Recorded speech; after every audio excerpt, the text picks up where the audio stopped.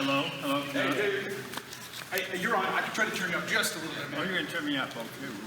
Hello? Hello? Hello? No, no, no, no, no. Hello? Hello? Louder. Oh, yes. Higher? Give it the full enchilada. I'm trying here. Is there another mic that will work better? Let's see. This one might work a little better. Technical difficulties. Please stand by. There you go. That sounds good. Yeah, you're going to want to eat it. So just Okay, so you can hear me, right? Yeah. I'll just talk loud even though this little thing's not doing very well. 2 days ago I had a really good experience which I want to share with you before we take questions. I was out on my back porch of my house sitting there just enjoying the morning sunshine, and I have a dog. He's a very big dog called a Belgian Malinois. That's like a shepherd, only it's a golden color with the, the black snout. And he is a guard dog. He doesn't like other people. He attacks, he growls and everything. But a poor little coyote jumped up on my fence and jumped in the backyard. So my dog, his name is Zeus, that's a warrior god. And he went racing towards this poor little coyote, grabbed him. The two of them were snarling and biting, and I went, oh, no, the coyote's going to die. So I thought, oh, this is terrible, Don. You're going to let the coyote die? No, I'm not. So I went to my dog, and I was trying to grab him by the collar. Now, have you ever seen two dogs fight? Yeah. It's a horrible sound. So anyway, I couldn't get a hold of his collar, but they kept running around the yard, right? And finally, the little coyote, in desperation, jumped into the swimming pool. My dog loves the pool. In went Zeus into the swimming pool. And now I said, how am I going to grab hold of his collar? He's out in the middle of the pool. So Don jumped into the swimming pool to grab the collar of the dog, these two snarling animals. Finally, I was out in the mountain, totally wet, scared to death that that coyote was going to bite me. And so anyway, I finally got his collar and pulled him. But as I pulled Zeus toward me and out of the pool, his paws are very large and have long fingernails. He went, opened the arm. Opened the arm. Now blood is everywhere. I'm going, oh, and I said the word, damn it. So, anyway, we got out of the pool and everything. Finally got him out. Poor coyote jumped out of the pool, finally got over the wall and everything. Off to the hospital. Hospital said, oh, coyote. Oh, dog. Dog, you've been bit? No, it gets scratched. And I said, okay, but you know what? You were in the pool with a coyote, and maybe he's rabid. Maybe he's rabid. You need rabbit shots. Not there. In the arm, 4 of them. But anyway, the reason I'm telling you this story because I found that sometimes, every once in a while, what happens to me, happens in the night when the moon is full, I wake up growling. So I'm here this morning, I wake up growling at any of you. It's because of the rabies shot. Anyway, that's all I know. Let me get kind of serious now with what we're doing here. And it seems to me that every person that has ever been born on this earth in perpetuity, everybody has a talent. Everybody has a skill. Now, there may be some, even sitting in this room, that say to yourself, well, I missed that day. I didn't get a talent. I don't have anything. In fact, I'm really stupid. I don't even look good. I'm not pretty. I'm horrible. Why don't they just close the lid? So, anyway, that is a lie. Everyone has a talent. Everyone has an ability. I've been blessed because as I went through my life, I started recognizing that there must be something worthwhile inside. And so that's what I was betting on. Now, if you read the book, I went in and I said, why am I going to write a book? Everybody knows me as Don the Animator. That should be sufficient. But I said to myself, it isn't. Because there's more to what got me to Don the Animator than I've ever said. And I need to say those words. Because maybe that will be useful in helping you to then realize your dream, to get what you want. I heard it was a documentary, and some of you may have seen it, where Julie Andrews is talking about her career. Anyway, she finally said something that resonated with me, and she said something like, nothing is wasted. Nothing is wasted. As you go through life, there's good things and there's very bad things. And we're all in some kind of a briar patch here, either going through good and bad. But he says, all those things that you go through, no matter what, keep smiling because it's for your own good, and you'll use it somewhere. And in every movie that I have ever directed, all that junk that's back in there when I was snarling and crying about it and complaining, I used it. It was used in Nimh. It was used in Land Before Time. Very much in Anastasia. In all the movies, I had to draw on something that was already in my heart and in my head. So that's why I say to you, all that you're going through is really good. It's necessary. And as you go through all this stuff in your life, don't complain. Smile and say, oh, good, this is a problem. I broke my arm. Oh, good. Oh, good. My dog just opened my arm. Oh, good. I wonder when I'm going to learn myself. So, guys, there's something in everything you go through in life that's going to help you. Now, I don't know what each of you wants to gain out of your life, but I would pretty much bet that you all want to be happy. And I pretty much bet that you all say, I wish somebody would love me. And I wish that I were capable of loving someone. I mean, because that's what brings the peace. That's what makes you fun to get up in the morning. You know, you have people around you that care. That is really important. So you can get busy, though, learning how to draw. Oh, thank you. Get busy. One more. And then we just want it right There. Yes, there we go. All right, so you can get busy learning. Good guy. You can get busy learning how to draw. You can get busy learning how to dance. You can get busy learning how to do a million different things. But at the end of the day, what you really want is you want to love somebody and you want to be loved. What if and somehow in your head you think, I'm no good, I don't account for anything, I'm really kind of stupid, and when I look in the mirror, I don't like what I see. In the book, if any of you have read it, I look in the mirror a lot. I look in the mirror and I say to the person in the mirror, do we have to go through this? Like I'm talking to myself, and we all do that, right? But he's in the mirror. So I talk to him, and he is always a counselor. It's like your id or your subconscious or everything. It's always a counselor. It's someone that's going to tell you that maybe you could do better. So it's always that. And so it's that thing that you find in your life, which is you don't think you're good enough. That is a lie. You are good enough, and you do have the ability to do wonderful, wonderful things. You have a talent. You just don't know what it is. So if you have that, a whole different perspective of life happens. It's different. And I was lucky enough to somehow in my life to suddenly realize that I was worthwhile. I grew up with a horrible inferiority complex. It's gone. I don't have that anymore. Also, when I graduated from high school, I hadn't even read one book. That's called illiterate. Does anyone join me there? Has anyone not read one book? I have only one person? Oh, be brave. Come on. Anyway, literature will illuminate your life. It will make you knowledgeable. And if you don't know the words, look them up. But literature will actually illuminate your life. And if you can get this thing up here to be illuminated so that you really know who you are and what you want to do and what your dream is, hey, the rest of it is a piece of cake. So you have to get to that point. All right, so I've babbled on for a while, so if you have any questions, let me give this floor to you, and go ahead and ask questions, and maybe we'll take us in a different place. Yes, loud. So, do you think that there's still any interest in a traditional animation movie these days? Do you think there's an interest still in 2D animation? Yeah. Well, let me ask you a question. How many in this room think that they would like to see another 2D animated?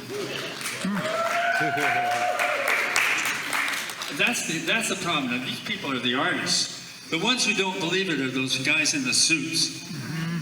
Because they'll go towards anything that's going to make them money. Those are the cynics. Yeah, so somewhere, here's how it's going to work. Somewhere, someone is going to be good enough, and it could be someone in this room, to make an animated either a short or whatever. It's going to make a lot of money when it does, those hairy ears of those men in the suits, they're going to go up and they're going to say, oh, money, let's go there. So that's how it happens. Money seems to drive everything. But animation, let me go back to Walt. Walt actually, he was a dreamer, he was a storyteller, and he loved the art. And he knew very good and well that the art was the important thing. And he had said this one time to the men who came in and wanted to sell the movie. And those men who came in and said, this is what we need to sell. And he said to them, I'll make the picture. When it's made, you can sell it. That doesn't happen so much today. No, we'll tell you what we can sell, make the picture do that. That's called pandering. So that's not a good thing. Anyway, any other questions? Let's go there. Yes, sir. So a big part of your legacy has been, keeping these old techniques and lessons alive. So is there anything with the changing face of animation, through technologies and everything, is there any particular old lessons that you think today's animators should be looking back towards and keeping in mind as they continue? Very good. I hear it. Everyone heard the question? What would make animation fun to come back so people would like it? Let me tell you that the magic of animation is actually the story. Frank Thomas, you may know who had this, bless his heart. Frank Thomas said, you can animate the most beautiful animation in the world. I mean, it's the fabulous. You know everything about how to move, how to anticipate. You know all of that. Squash and stretch. If the story's not good, it comes to zero. Turn it around. If you have the most wonderful story in the world, it's really, really good, and you've got sloppy, horrible, terrible animation, the story will still sell it. I don't entirely agree with that, but so you have to be somewhat so it's believable. But you want to suspend the disbelief. You want the audience to think that no one drew that. Surely when I'm watching a very old picture like Bambi, and I see Bambi, that moment on the meadow where his mother says, Bambi, quick, the thicket. He starts running. Yes, faster, faster, she screams. The music is now telling me what's going to happen. And finally you hear, and Bambi arrives, we made it, mother, we made it, we made it. That's not drawings. If I'm a little boy, and I was when I saw it, I watched my mother being shot. And there she sits beside me. But then I'm feeling something that's really, really strong right here in my heart. I'm feeling that. What's it going to be like when my mother gets shot, but she's gone? So that's what the animation did. And Walt knew this, and he did it using symbols. When the little rabbit says, the mother says, what did your father tell you? Which time? You know, all that one. Now, this is not a rabbit that you've drawn. This is a symbol for a little boy that the audience already knows because they live with one. Oh, if you can't say something nice, don't say nothing, bad grammar, at all. Don't say nothing at all. Okay, but why does that touch you? And then I go to a lot of the films that I look at today, and I close my eyes and put my fingers in my ears and don't even watch this junk. So I look at them, and it doesn't go to the heart. It turns into a bunch of what we call, I'm going to say it, what they call just badass jokes. One joke after another, so when I walk out of the theater, there's nothing to take home. I didn't feel a thing when I watched it. It's just 3D, and it's moving, and it looks good, and I didn't have anything else to do. So I watched it. That's not it. Unless you can communicate to your fellow beings with a heart, with something you feel, then you don't deserve to be an artist. You should go and do something else. That's what I think. Any other questions? Yes, over here, the orange. Wait for the mic. Sorry, we're coming. Give us a second. Okay. I'm 200 pounds. Go as fast as I can. A very fast movement. First, I'll take the opportunity to tell you that you are a treasure to everyone in this room, but especially me. I'm a storyteller that met a boy that was an artist, and we've lived through your art and through your storytelling. the commitment to truth that you've just talked about is what makes the magic of watching anything you create. And it's unlike anything that's out there. I gravitate toward your stories. And my question is, how do you break through with a voice that still wants to tell something of value in a space where quick jokes and derogatory, treating people poorly, how do you break through in this era with something of value? Because I don't want to do anything that's not that. Okay, that's not that. Did anyone hear the question? You've all got it. Yeah. All right, how do you break through? And I can only tell you what works for me. And so I'm going to open up a little different theme. In the book, I talk about it a lot. And because all my life, my whole career for maybe 50 years, I've talked animation and how-to and story and all those things. I've spoken of all those things. But I haven't spoken to anyone about what motivates me to do it. And I didn't want to do that because I have to enter a realm where most people say, I don't want to hear that. So I said, okay, Don, be courageous, enter the realm, your life, you're in the autumn of your life, say what you mean anyway, and maybe someone will hear it. So I have to talk about what rules my life and where I get my ideas. And I know this, first I'm going to say this, I believe in God. I think he's really, really there. Someplace he's there. I can't see him with my mortal eyes, can't hear him with my mortal ears, but in my heart I can. And I know from just the way I prayed and everything, I know over my life that there's a little feeling that comes to you when you ask for questions from this source that we can't see. When you ask questions, there are answers that are forthcoming if you want them. And what I found out was all that is good comes from this being we call God, from whence we came. And all that is good comes from him. So what am I really? I'm a conduit. I'm a conduit through which that can happen. If I open my mind to let that flow. There are days that I go to my desk, pick up my pencil, and I cannot draw. That's really a sad moment when you say, well, wait a minute, I thought I was talented. I thought I was, not today. Put the pencil down. So then I usually pray about it. And I say, okay, so he says, well, you have nothing to say right now, says the prayer.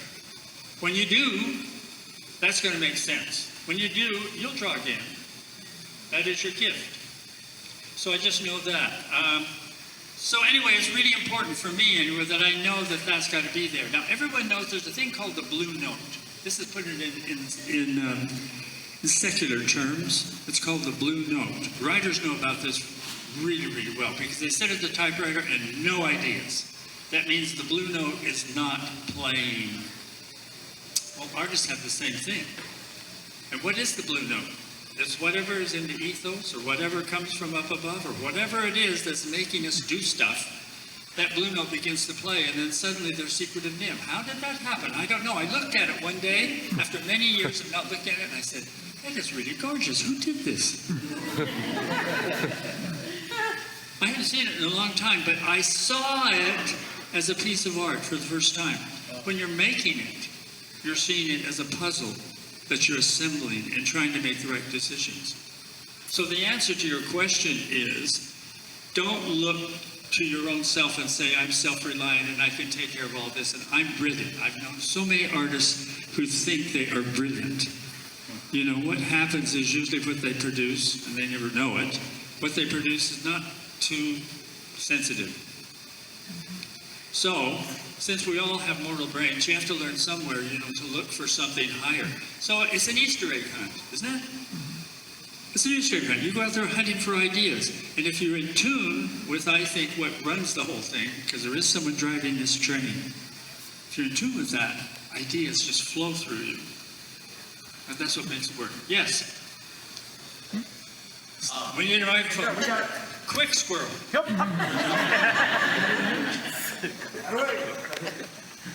There you are. Hi, my family's from Ireland, so I really love that you worked in Ireland for so long. I'm wondering your favorite memories of Ireland. Have you gone back recently? And have you seen any of the new Irish animated films? in the last few years. Okay, I loved my 8 years in Ireland. Absolutely loved them. And I think it's because Ireland is a romantic country, and those people believe in fairies and elves and, gnomes and things. They believe in that. When we first got there, it was the middle of the worst winter in 100 years. And there were people saying, did you see a matron? Did you see a little elf on your way here? Did you? No, I didn't. Well, keep looking. They're there. Okay, I'll keep looking. So I just knew that it was a colorful country, and the Irish all sing. They sing. We don't. You know that. But we'll try today. We'll try. The Irish sing, and they go to the pub, and even without the Guinness, they sing. And because they sing, they also dance. And because they dance, they also are smiling a lot. It's just a wonderful, magic Emerald Island, which I am so blessed to have gone there and lived there for a while. It was just an amazing place. And that's where Land Before Time was made. That's where Thumbelina was made. Why wasn't it made in the United States? Because we are so cynical that those who knew we were to make another movie after Land Before Time said, after American Tail, said, we don't know for sure if it's going to make any money, let's wait and see. Well, wait and see, we got 400 employees, what should we pay them while we wait? So we went off to Ireland because Ireland believed in us and said, come and train our people to animate. Oh, and if we do that, what will you do? We will fund your picture. We will give you money. Oh, then we could do Land Before Time. It worked out that way. Now, here's a little secret, which I seldom tell, but I'm going to tell it to you. When Land Before Time, when we just made American Tail, which was Steven Spielberg, his money was behind it. He made that happen. When when Land Before Time was on the boards, everyone said, "We'll wait and see." So with both pictures, Steven said to me, "I own the copyrights to everything you draw, and that is the price of the money." So for your information, at least you think that I am very wealthy. Everything that I have ever drawn, except for maybe Dragon's Lair and some dippy little thing called Banjo the Wilpaw Cat, everything is owned by somebody else to keep the studio going, to finance the pictures so that they could exist. Because I wanted them to exist, and I was willing to pay the price. Any other questions? Have you been there recently to Ireland? No, not recently. Oh, well, hope you do. Okay, very good. Let me get a hand. I'll come over here in just a second. Yes, right that back there. With the black shirt on? With the white shirt on. Why don't you come over here with the white? Yeah, what's up? You do it in my Just wanted to- so they all hear. I wanted to ask if you also looked up to these animators growing up, other than Disney. Did you look up to the Fleischer brothers, Max and Dave Fleischer? My idol happened to be Walt Disney. I knew that the others were there. Did you know at one time there were 14 animation studios out there? And the only one that lasted was Disney? Wow. Because animation is expensive, and people come and go, and is this dream going to happen, or am I going to get very, very, very discouraged and I have no way to pay my bills? Disney figured it out. And he knew how to tell a story. Do you agree? He knew how to tell a story. It wasn't just about the drawings. And there's these wonderful stories. I have tons of them in my head, but there's wonderful stories where Walt Disney said, we want to make a feature film. We know that we can make people laugh with the cartoons and the symphonies, but could we make a film that would make people cry? This means you'd have to really touch them. Could we do that? And so they came up with the story of Snow White and Seven Dwarfs. He got all the animators together in a room and told them the story. And these animators, I've heard them talk about that moment. And he said, these animators were beside themselves. They saw the magic of it, and they were so excited by it. And he said, we're going to make them cry. And everyone in Hollywood, all those stars in Hollywood and the banks in Hollywood, all said, this is Walt's folly. and he is missing the boat here, and he will go bankrupt. All right? That happened. So Walt believed, fighting all of that opposition, Walt believed. So Bank of America put up the money.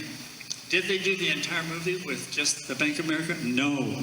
Walt, this is the worst, had to go back to the bank and ask for more. And the president of the bank said to his board of directors, gentlemen, when all of us are dead and gone, this movie will still be there, but we won't. So they refinanced. They gave him more money. They finished it, and that moment, that critical moment was when they had the premiere, and I think it was at it was at the Carthay Circle Theater.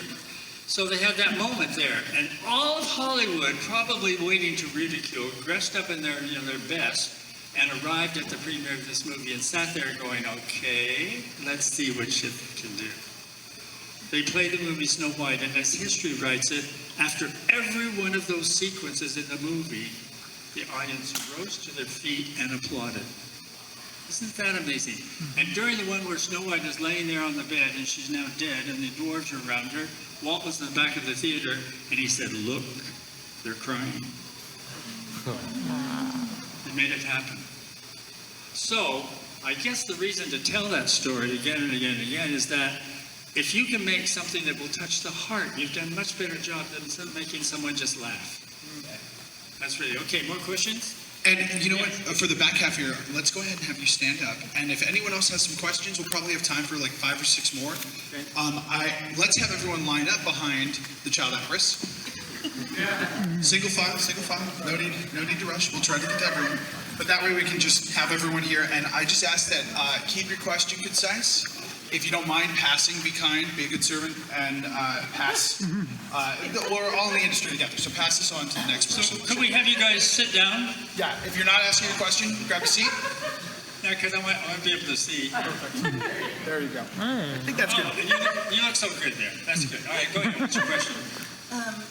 In your story, you said that you had worked with the next generation of animators like Tim Burton and John Lasseter and some other people. I was wondering if you had an opinion on Glenn Keane, because I kind of like his style, the way he did his keys. And also, do you keep in touch with your other siblings, because you have like 7 other siblings? Yeah, okay. I'll just give the mic to you.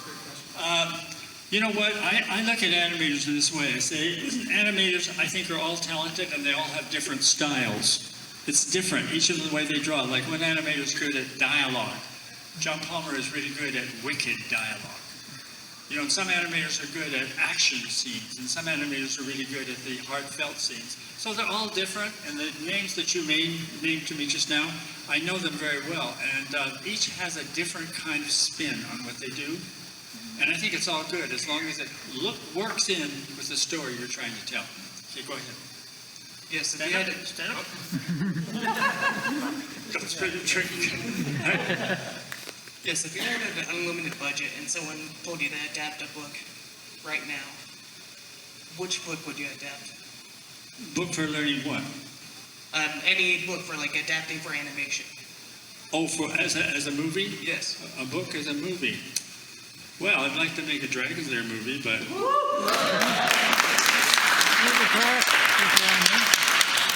it's not a book, and I can tell you it's already in the hands of Netflix, and they're going to make a movie. We don't know exactly. All I can tell you for sure is it won't be animated. It's live.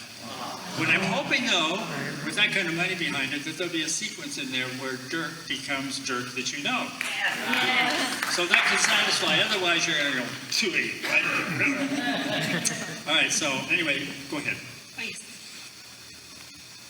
One of the best things I absolutely love about your movies is the fact that it can get really dark with so many frightening sequences. And I remember hearing a quote about, I believe, where you said that you can have as many frightening things as possible in a story as long as there's a happy ending attached. Right. And so I want to ask, when it came to writing and presenting the story to the studio, what kind of dark things would they not allow you to get away with? What kind of things would they refuse to allow you to put into the story because they might be afraid that's too frightening for Now, children? everyone heard that? Yeah. Okay, the answer to that is they don't want anybody, any mother, to be in the lobby with her child and the child's crying. When we did The Land Before Time and we showed it to Stephen and to George Lucas for the first time, Stephen, at the end of looking at it, says, too scary. Too scary, I'm going to have the moms out there with their kids and they're going to be crying. He says we have to edit. So they cut out scenes that are already in color, already done, already dubbed, everything. Cut them out and threw them away. And so what you thought was a watered down, but it's still scary, of the picture. And that really hurt to do that. But I have the philosophy that if you don't go south, you will never go north. And if you don't have a villain like the queen that says, I want to kill her, she's prettier than I am, you'd never make that movie today. They wouldn't do it because most of the people want to pander to someone who has a wallet. And so they pander and they don't tell a genuine story. Go read the fairy tales. They are not watered down. They're very, very strong. So go ahead. Hiya. If anything, this might be a bit more of a specific question, but in all the movies that I've seen of yours, I always found that you always had animators, or you've drawn like a bottom lip. It always felt like kind of a signature of your animation style. Like, where did that come from? Like a bottom of what? Well, just the bottom. You always have characters just kind of having like their bottom lip just kind of like hanging out when. Like the animator. Yeah. Why? You know what? Everybody has their own style. I mean, even when you have 20 animators that are animated on a picture, you have to go back and say, hey, what color are you guys? You're animated on the same picture, but that doesn't look like Mickey Mouse. Neither does that. Neither does that. So you really have to use a model sheet to try and get there. Now, with me, I'm the one who starts the whole thing, trying to design the characters. And in designing the characters, I just have something that pleases my eye. When you draw a picture, each of you will do the same thing. Right now, as Laval and myself are doing this university and teaching people, what I've discovered is that some of the people that have a different way of drawing. And so I'm not going to say, well, no, you're not drawing like me. I'm not going to say that. I'm going to say, you have a different spin. And what you're just as valid as what I do. I draw something which I want you to forget is strong. Now, animators won't because they always compare. But the ordinary public, no. I want them to hear the story. That's the important thing. Go ahead. Hi there. So, as a former student, one of the things that I want to learn in your class that I know we did not get a chance to do, but I'm still avid to try, is old original inking and painting on the acetate cells. And I know that many women in the animation industry, prior to the big shift in it all, was they were mostly inkers and painters, and I've always been looking for places or people who could teach that craft, whether that's you or someone that you may know, and if so, where could I do that?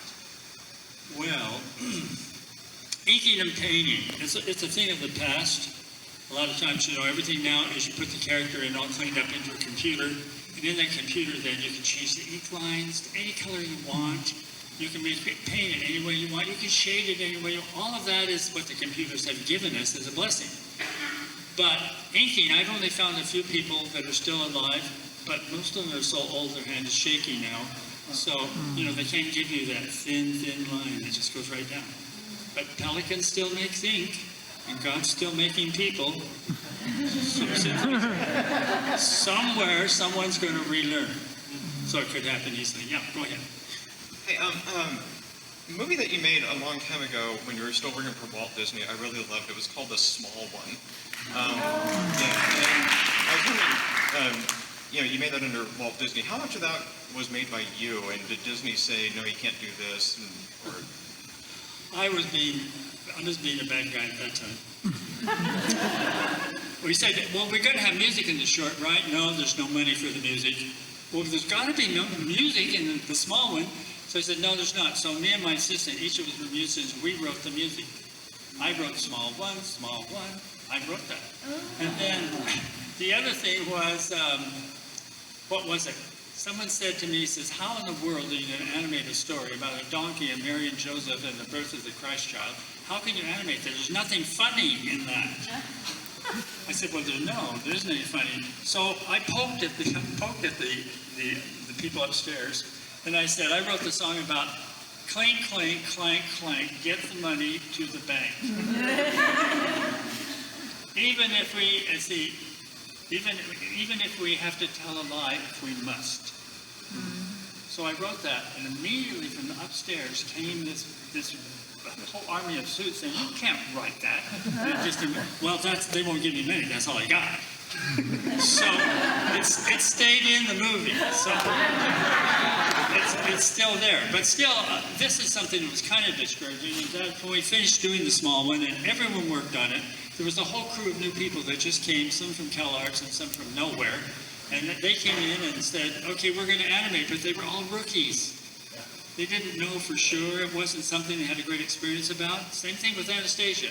Not one person on that thing was someone that had experience animating. Anastasia was all newbies. So anyway, when we showed the movie to Wolfgang von Reidemann, we called him Wooly, showed the movie to him in the sweat box, the little projection box, and the lights went on, he turned around to me and he said, very disappointing, Don. Very disappointing. I said, okay.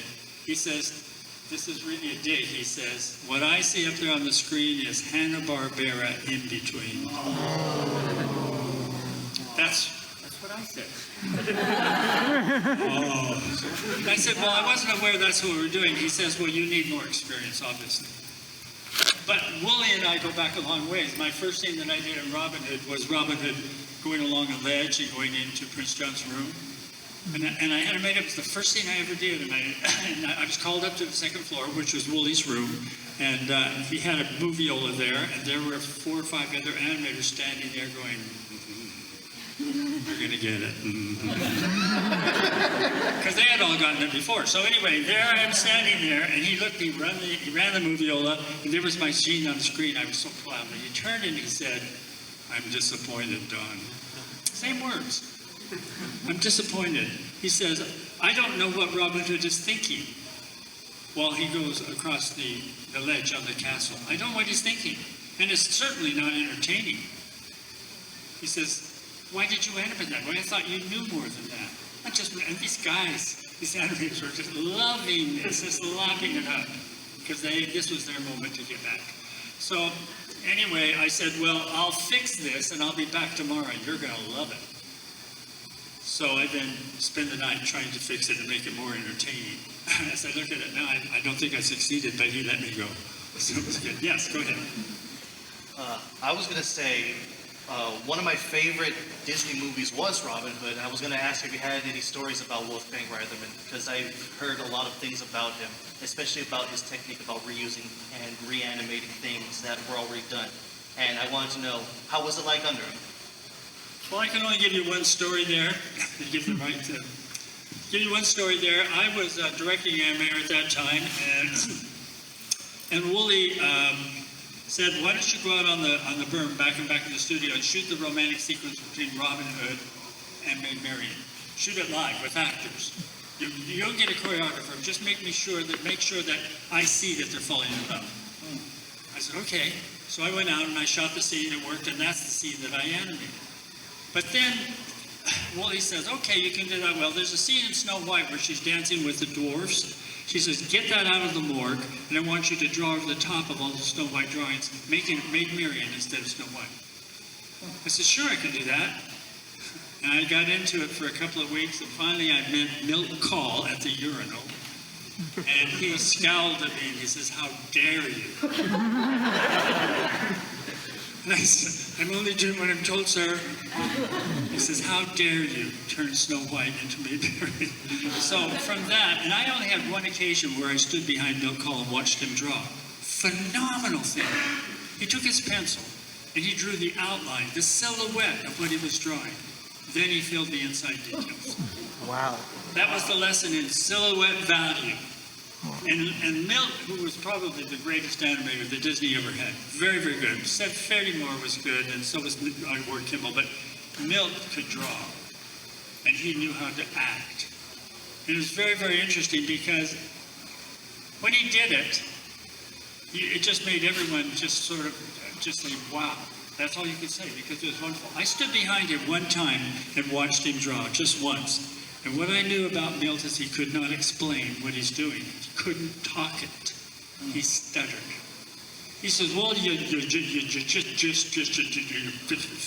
fix this right here, and then you put this right here.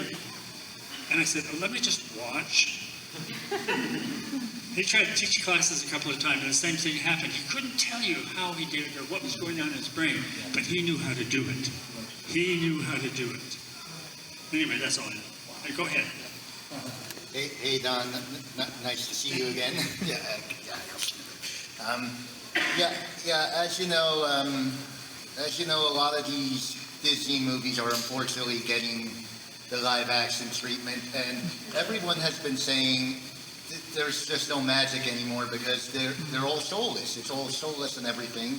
So I would have to ask you this. What is the only way any animated movie can go to live action, and what's the only way that it could actually be good? The Disney studio has been taken over, just give her the mic, been taken over by live-action people. That's the only thing they understand is how to make a live-action movie, so that's what they do. And I think, and Laval has advised me in this many times, he said, what Disney Studio is trying to do is get rid of all the animation. That's not important. It doesn't make the money. The remakes that are live will make the money because we know how to do it. So that's kind of what's happening. You're watching the things that Disney did being buried in a vault. That's what's happening. Now, if they ever need to put something out there and they put them out on video and something so people can buy them and use as a babysitter, that is not 2D animation. It's not a babysitter. So, but some of them do that. That's where we wind up with horrible things. And it's not, how can you remake Dumbo in live action? You can do it, and you can probably turn it into CG, so you have an adorable little elephant, but it doesn't have a heart, because it never did. The story's different, too. First off, thanks for my Littlefoot drawing. It means the world to me. And my question is, I've noticed that the eyes are very prominent in your animation, especially with the human drawings. And it's always just remained in my life. I've never seen this girl in high school. She's like, same eyes as Anastasia, like that side. That was just, it just stays in my life no matter what. So what made you satisfied with the eye animation or the drawings that you stuck with in your animation? Thank you. Okay, I have to tell you this, the feminine eyes are beyond description. We guys, we have these eyes that are just, they're there, they're functional and all that kind of thing. And sometimes they're attractive, but mainly not. But the ones that really are the ladies' eyes, because they stand slightly up, and then the clever ladies, they augment them with lashes and with color and with all kinds of things. So pretty soon you're helpless looking at those eyes. So all I do is I see it in real life, so I try to duplicate it so that people, know what they're looking at. That's about it. But it's so much fun to draw the female human figure. It's just a gorgeous figure. Yes. I was wondering if you had a favorite one of your films on an aesthetic level, and what it would be and why. Okay, favorite. Now, my favorite film is always the first one, Secret of Nimh. And the reason, thanks for asking that, the reason for that is that it was the most honest film. It's somewhat autobiographical because Mrs. Brisby is this woman trying to save her family. My grandmother, her name was Pratt, May Pratt. My grandmother had 13 children when her husband died, all of them at home. So she didn't have a profession, so the only thing she knew how to do was cook, so she took on boarders to raise her children because she loved her children so much. That is amazing. That is Mrs. Brisby. So I patterned Mrs. Brisby after that. I have one problem with Mrs. Brisby, and that is Elizabeth Hartman, who was the voice of the character. She was in real life, I discovered, not acting at all. She was very sad. And if you listen to it, you can hear her talk like this, like that. That's there, and it's annoying to listen to. So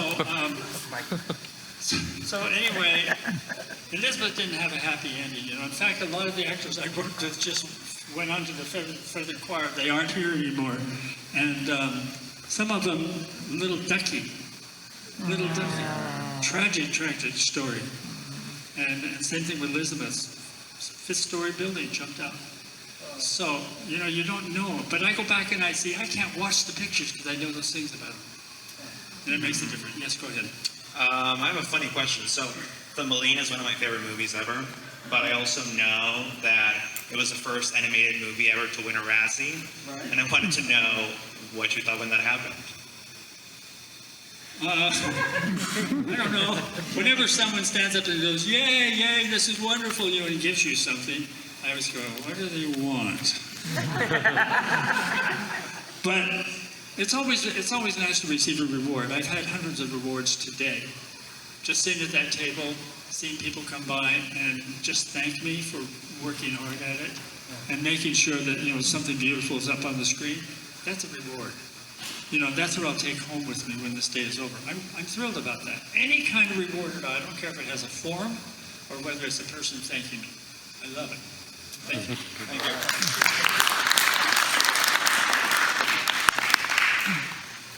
Hi, Don. Hi there. So can you please talk about Dom DeLuise and what it was like working with him? I have funny stories about Dom DeLuise. Some of you may, he's been gone now a while. Okay, you can hand the mic to her. And Dom DeLuise, when we were doing The Secret of Nimh, we had the words all written on the page, on the script, but Dom loves to improvise. And so when he comes in, he looks at it and improvises. And my famous line that I remember a lot from him was, he came in there and he would say a line, he says, you're a girl, you could tell me how to find the right one. And he would muff the line, somehow. And then he would come out with the most horrible swear words, just one after another, you know? Damn, he'd say, and then words into the F's and all kind of that. And I said, Dom, your mother, dressed in black, your Italian mother is sitting right over there. And he says, she's deaf as a rock. She had no clue what I'm saying. So, those are humorous little moments that happen all along the way, right? But Dom, he could take anything. When we were doing All Dogs Go to Heaven, Burt Reynolds arrived at the recording studio, and Dom was not in the picture. He arrived there, and Burt Reynolds says, I come up with the most wonderful dog voice. Where do you hear it? And so we got in there and put the mic, and he came up with some awful, awful thing. It wasn't Burt Reynolds at all. And so I'm now younger, not as experienced. There's a star. And I say, oh, that's really good. But all these years I've fallen in love with the voice that you do and all the movies that you've done. Let's try one that way. Oh, no, you will like my dog voice. Believe me, it's better. I lost it. So anyway, I go back to LA, fly back, Gary and I, we're back, and I called Dom Louise, and I said, Dom, he's come up with this awful voice, and it's terrible. I can't use it. I don't know what to do. He says, put me in the movie. Put me in the movie. I can fix Bert. So we sat there. We gave each of them a microphone. They were in the same room. Bert said, oh, Dom's going to be this good. So Bert started it with his dog voice. And Dom turned and said, what the hell is that? He says, you're going to make me look stupid. Why don't you just be Bert? He said, you don't like my dog voice? Are you kidding? You're embarrassing me. So he said, okay. He said, let's just try it the way you and I normally work. And so they started doing it that way, and suddenly they rewrote the entire script. They just went on ad-libbing. And it was very, very fun. We had enough dialogue to make 3 movies. Wow. They got done. But anyway, Dom just fixed it like he had a magic wand. And that was, I think, really, really good. So you're going to get into all that kind of when we work with talent. And I've flown all the way from Ireland many times, get in the room with the talent, and the talent says, you don't want me, goodbye, and walked out of the room. Now I don't have a cast. So you have to go quickly, and come up with something. Okay, wait. Right, mine's just really quick. I have a 6-year-old nephew who's been drawing recognizable figures since he was 1 year old. So is there just like anything that I could take home to him, tell him about today, about his drawing and what he can do? Practice, practice, practice. Yeah. And practice on characters that you love, and you love to draw them. Anytime you pick up a pencil to draw it, you have to love what you draw. And if you don't, throw it away and draw something that you love. Thank you so much. That's your welcome.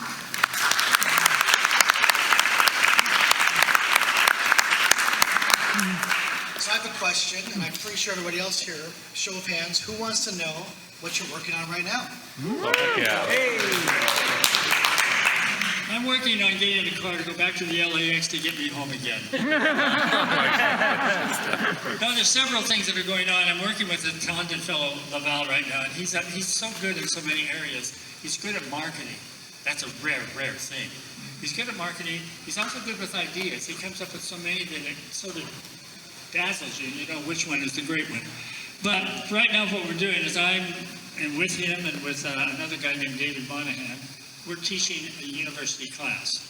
And in that university class, we teach all of the principles of animation as I knew them when we worked in 3D. Then if you want to leave, you go get a job in 3D, in 2D. If you want to go get a job in 3D, you're going to be well prepared for that. And 3D can do some good things, but if you don't know what acting is, you won't be any good in 3D either. You have to be an actor, and I'll bet you some of you in this room have been on stage. Good for you. That's where you learn it. That's where you learn it. So it's important to do that. Also, what I'm doing with Laval's, I'm doing some illustrations on children's books. So I've done some things there because that's an easy thing. It doesn't take a whole army of money to get you to the end of the feature. So I'm doing that. It thrills me, keeps me occupied, and I forget things. The what? What's in it? The what?